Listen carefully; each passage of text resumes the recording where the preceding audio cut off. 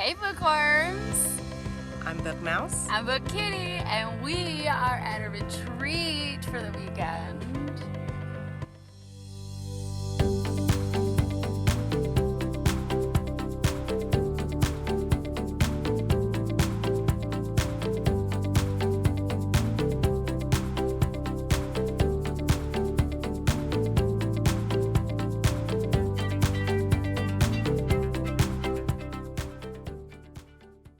On our drive up here, BookMouse had to drive because I'm not in the insurance. I would have loved to help share that driving responsibility, but I couldn't.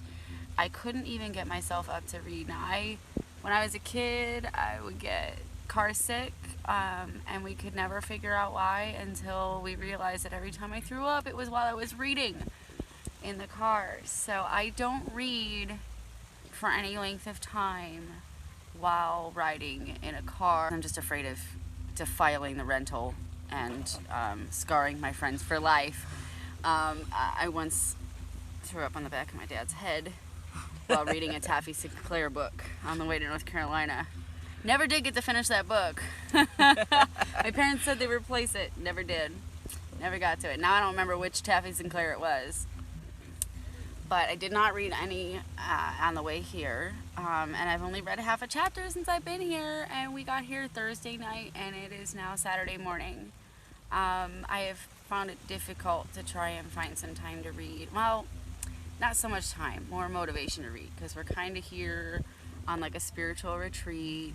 I'm getting to know new people and new experiences, and I'm just kind of here in the moment, so I haven't really read a whole lot. But this is BookMouse's first time at an event like this, and I'll let her tell you about her reading habits.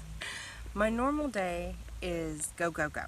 I get up at between 5:30 and 6 o'clock in the morning. I'm out the door no later than 7, and it's nonstop. So most of my reading is usually in the late evenings before I go to bed. Well, we've been doing so much since we got here, and there's just so much to see and so much stimuli. I haven't been reading at night, but... And it's been dark. And it's been dark, really dark. No light pollution. You see all the sky, all the stars, even part of the Milky Way, man. And a shooting star last night. I saw one too. Oh. But I have discovered that my internal alarm clock is still waking me up pretty early. Before a lot of the other campers, and because we're all hippies and like to sleep in. So I'm finding this quiet interlude time from when I wake up and everybody else wakes up, and I'm setting my camp chair outside my tent just as the sun's coming up. There's just enough light to read. I am discovering that I'm knocking out 5 or 6 chapters in a morning. I don't even realize how much I'm reading until BookKitty wakes up and comes out to check on me. And then you're like, oh, it must be 8:30. Yeah, and then I'm looking down and I'm realizing, holy crap, I went from page 1 to 79 in the first morning. Wow. And now I'm already up to page 120. And I'm like really getting into this story.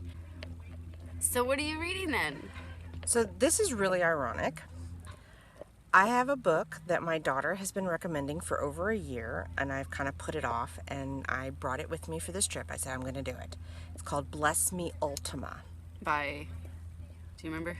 I don't remember. We'll put it up on the screen. The story is oddly relevant to this spiritual retreat we're at. It really is.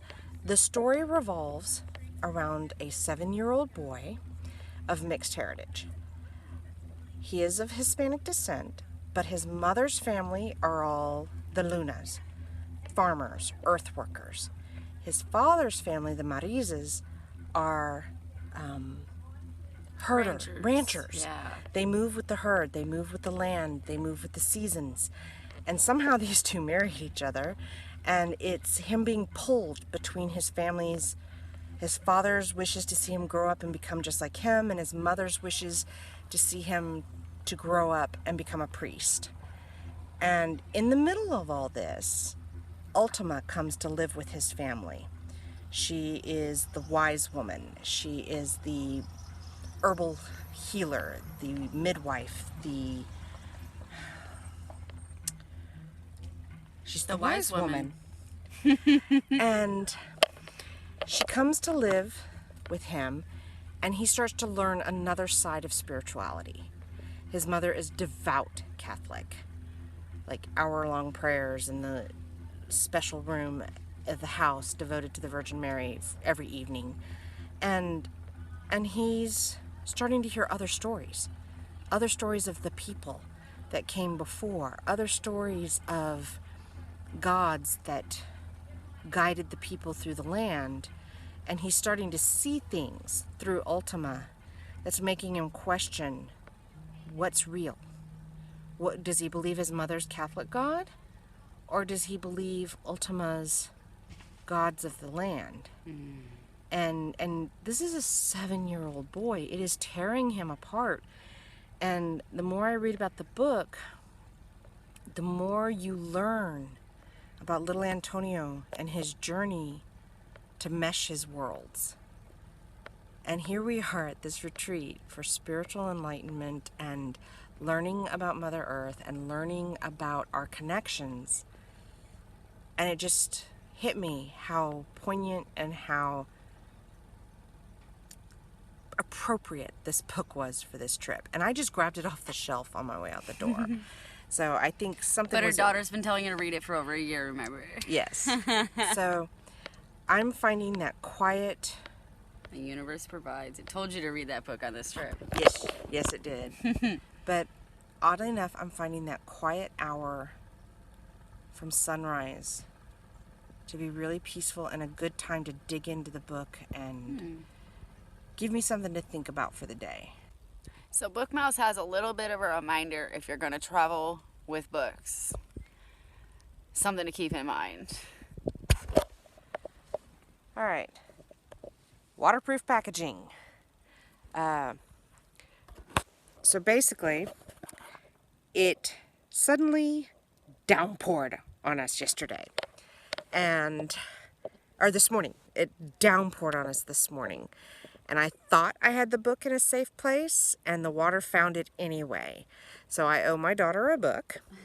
So I recommend that if you are going to go camping with a book, bring a large Ziploc bag that you can hide the book in to protect it from water, or don't bring a book that's irreplaceable. Make sure it's something that, you know, you're not going to be utterly crushed. It's not a brand new one. That it's not brand new, and that it's not somebody else's book. So yes, we have learned a lesson on this camping trip. Also, don't forget your bookmark. I forgot my bookmark, and it kind of sucks.